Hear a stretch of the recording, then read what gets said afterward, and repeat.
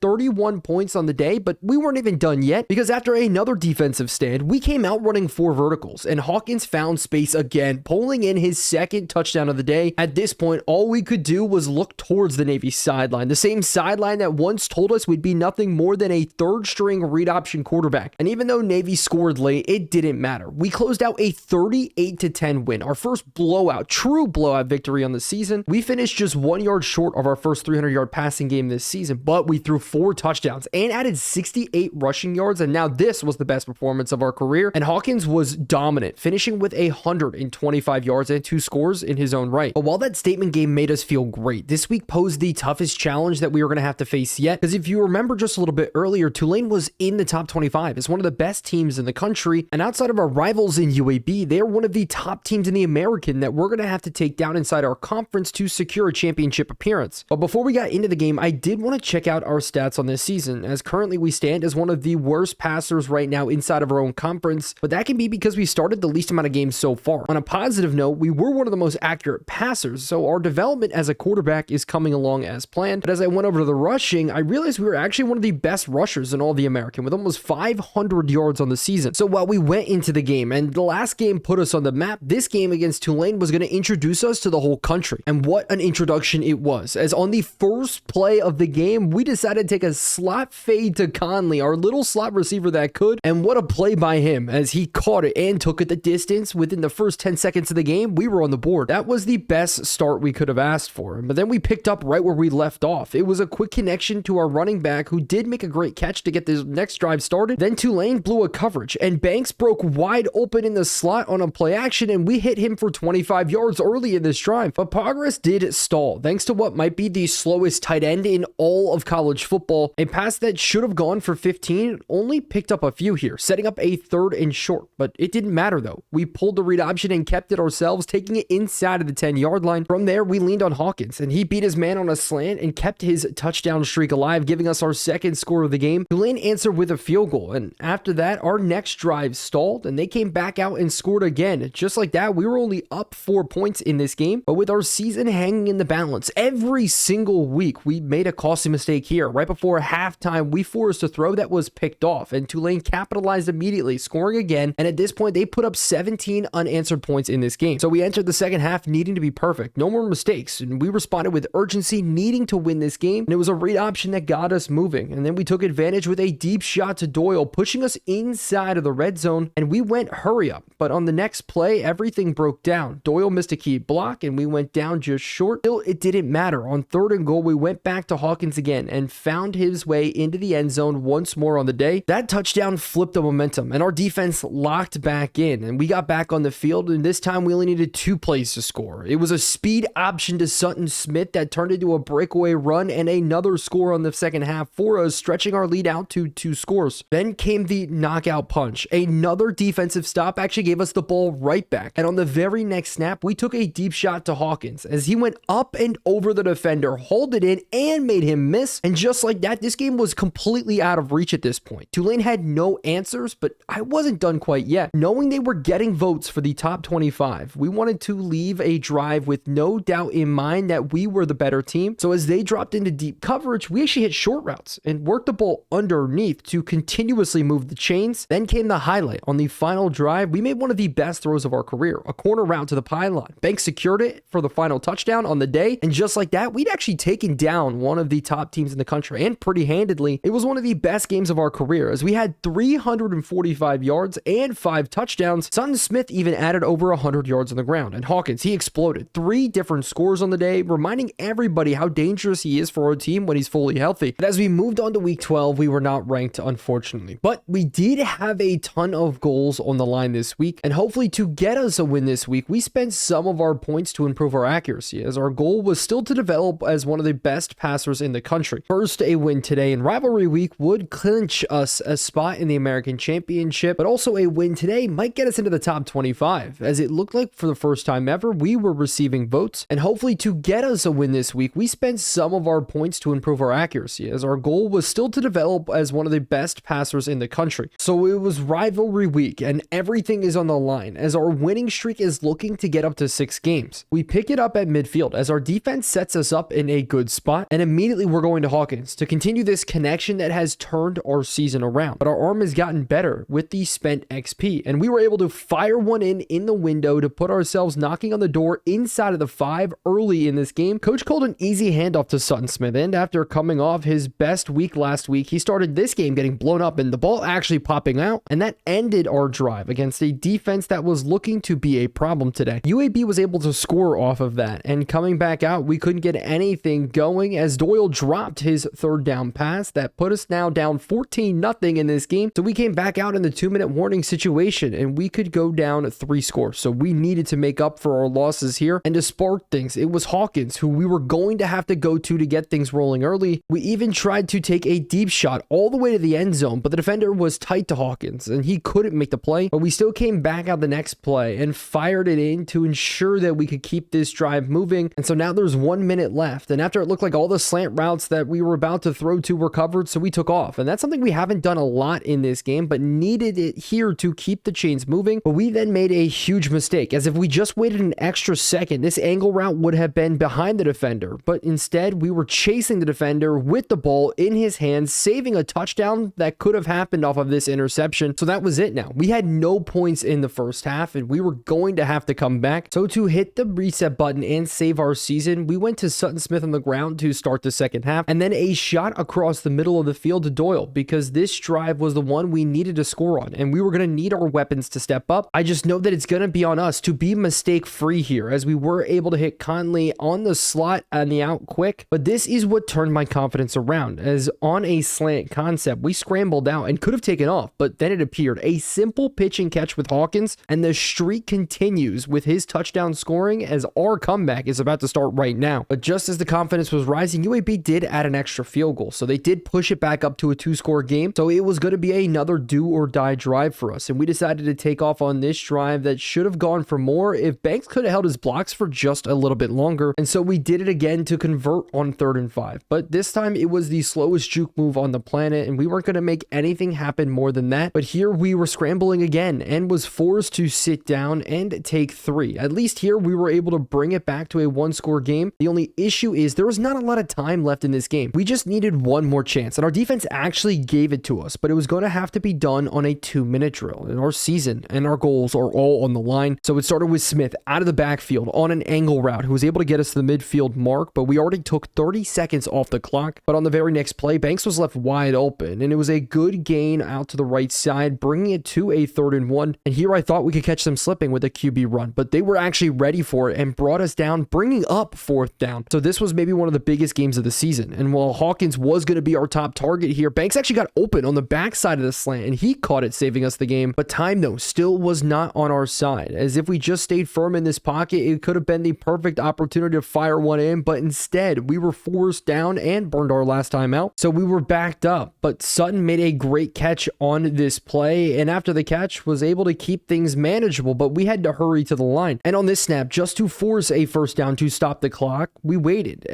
for Hawkins to clear, thinking we were going to have to force this ball in, but nobody stayed with him on the crosser, and he was actually left wide open. So now with 20 seconds left, anything not in the end zone was going to end the game. With the pocket breaking down, it was just us scrambling, defender in our face, and we trusted Hawkins, and once more he was able to make the play, and we scored the biggest touchdown of the season. So we weren't done yet. We were going to overtime in this game. Getting the ball first in overtime, our drive started well, with Sutton carrying it out for a good gain of a couple of yards, and then we took off with our sights set on the end zone, but we were tackled down at the 1-yard line. The 2nd and goal play was a massive mistake, as coach called it. I made a bad read, and Sutton got stuffed for a loss of a couple of yards. And then on the 3rd down play, we were looking to a whip route out to Doyle, but we couldn't fit it in. It was knocked down, and we were going to have to settle for 3 and put this game in the hands of our defense. So on the sideline, we could only hope in our defense, and they came up clutch with a huge stop and held UAB to a field goal as well. And then our defense came out and did it again. So here, a touchdown would win the game for us, but it was another bad triple option read that left us staring at a 3rd and long, and with an interception meaning an end to our winning streak. And maybe our goals on this entire season, we decided to take off, hoping here that Smith would be the lead blocker, but we got held short and had to settle for another 3 points. So that meant on to the new college football rules. 2-point conversions only. And here with a fake slant concept, we saw a middle gap, stepped up and took off for a quarterback run. And so our defense now just needed a hold. But with UAB going first the second time, our defense did meet the challenge. And I was so nervous that we reverted back to the only thing we knew, just running the football here. And we took the snap, immediately scrambled out, and was able to take it into the end zone. And so our winning streak is alive. Our top 25 chances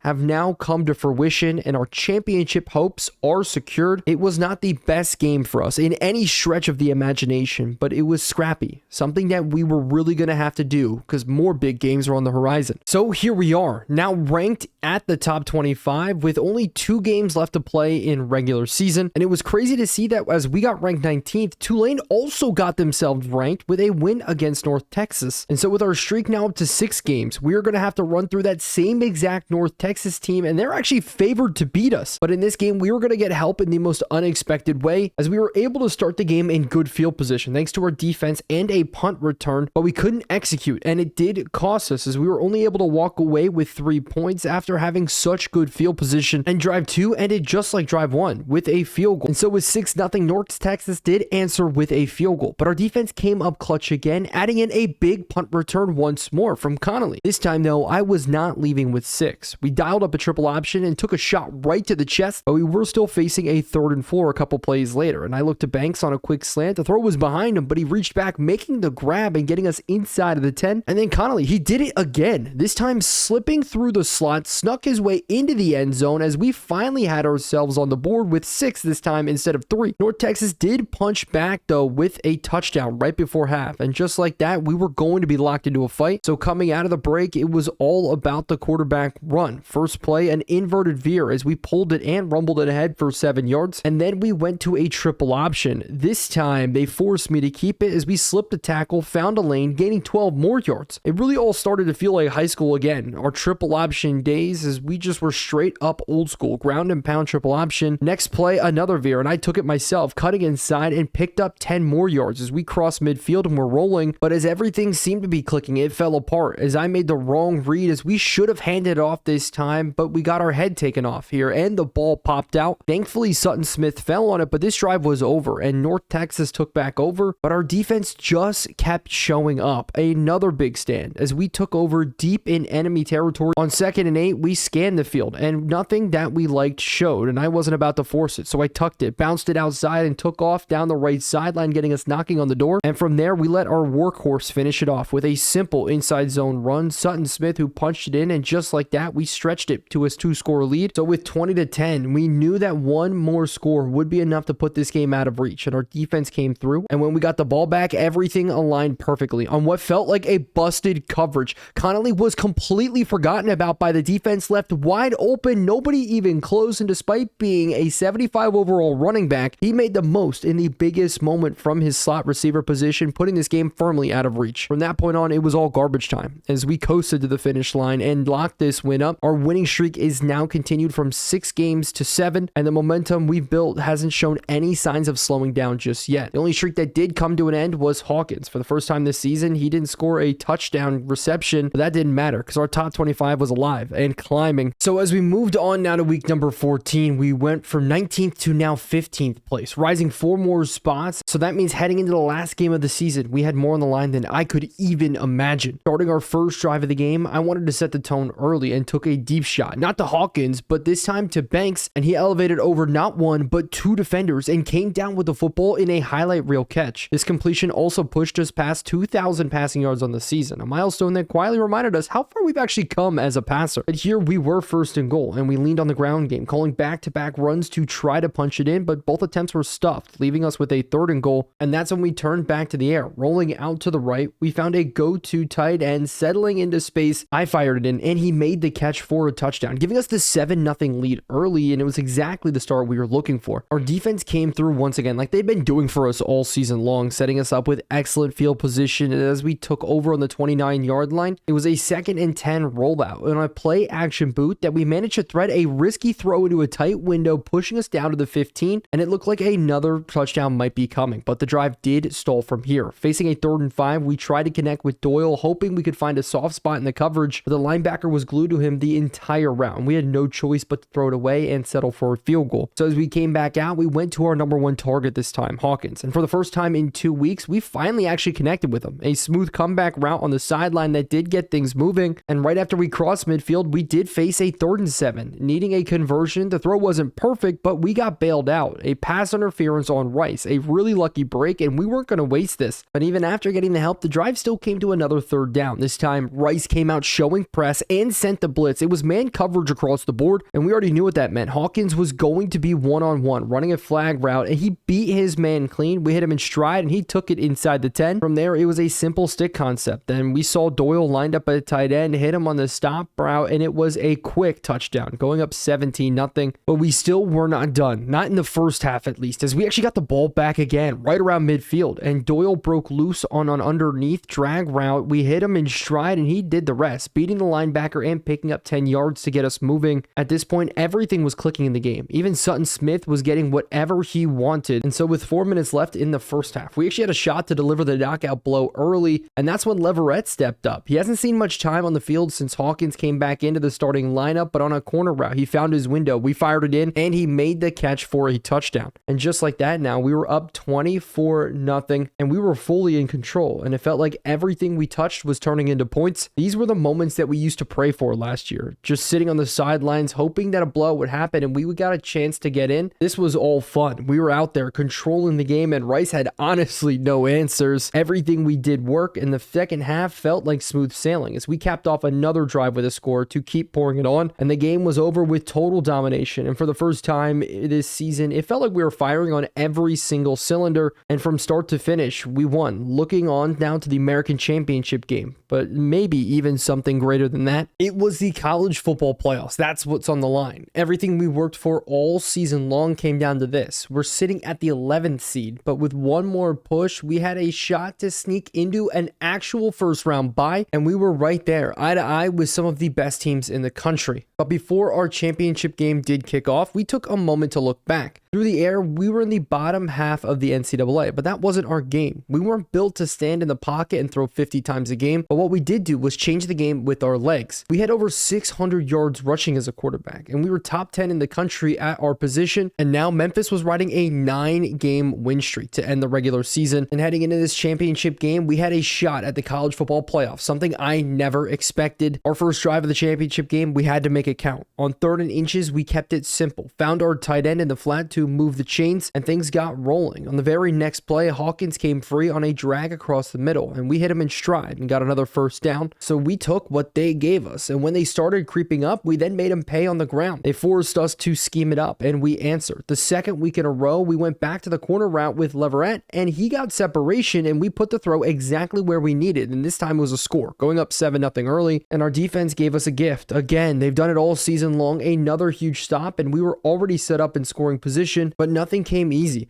We found ourselves in a 3rd and 4, and that's when we dialed up a quick slant, and then Leverett again, he just keeps making plays. This time he found a soft spot in the zone and got us inside the 5, and from there, don't overthink it. Coach trusted us, made a good play, and he went to a power run. Simple, clean, and effective, and we were going to be up 14-0, and everything in this championship game was going exactly how we planned it. But again, the slide and fumble problems came to light as this one was punched out. The ball hit the turf, and Florida Atlantic pounced on it. Just like that, we gave them the ability to get back in this game, but we did catch a break though. After the fumble, our defense came through again, forcing a punt and keeping Florida Atlantic from capitalizing. What followed was a back and forth stretch of neither team able to pull away, but right before the second half, we decided to take a shot. We saw Hawkins lined up one-on-one and their high safety drifting away from the play. It was the space that we needed, so we let the ball fly, and Hawkins went up and brought it down on a huge grab. But here he wasn't done. On the very next play, he ran a beautiful route and broke the man clean off to the left, but on 1st and goal, we made a huge mistake. We tried to throw it away under pressure, but didn't get outside of the tackle box, and that was going to be cause for intentional grounding. And just like that, we pushed it back to 3rd and 20, but that is when Connolly stepped up. He He ran a sharp flag route and created just enough separation, and we fired it in for a touchdown right before the half. This score was massive, and we knew it. And then came Florida Atlantic striking early in the fourth quarter. They found the end zone, and suddenly it was a one-score game with 5 minutes left on the clock, and everything we've worked so hard for all season long was now hanging in the balance. We needed a spark, and we did find it here in Connolly. He's been a hidden gem for us down the stretch. On this play, he broke loose on a wheel route, and here he gave us exactly what we needed to flip the momentum back in our favor. Then Sutton Smith, who's been just as reliable in the back half of this season, followed it up with a hard-earned 11-yard run, but with 4 minutes left now, a touchdown would end it. On 3rd and 2, we found Banks settling down in the middle of the field for another clutch conversion, but this time we were first and goal, and that actually led us to the hard part here, because Florida Atlantic still had their timeouts, and at this late in the drive, we couldn't just knee down. We had to punch in a score, and coach wanted to keep it on the ground, but this wasn't working. On 3rd down, we took a chance. We audibled from a run to a pass, and we had a touchdown with just over a minute left, and that was the dagger. And with that, it was official. We completed one of our goals on this season. We were the champions of the American Conference. Everything was real now. We locked a spot in the top 25, higher than anything we accomplished last year, and we did it our way as the starting quarterback, and it looked like the college football playoffs was coming. We made history. For the first time ever, Memphis had earned a spot in the college football playoffs. But that celebration didn't last long because our first round matchup was against Alabama in Tuscaloosa against one of the best teams in college football. It was going to be the hardest crowd that we were ever going to have to face, so it all came down to this. From the very first snap, the jitters hit hard. We couldn't even hear our receivers. We didn't know the full route concepts, and any chance of calling an audible was completely off the table. But somehow on our first 3rd down of the game, we settled in, found a quick completion, and moved the chains. It was a small moment, but it helped calm the nerves. That relief didn't last long, as a few plays later, we faced another 3rd down, and coach called a fullback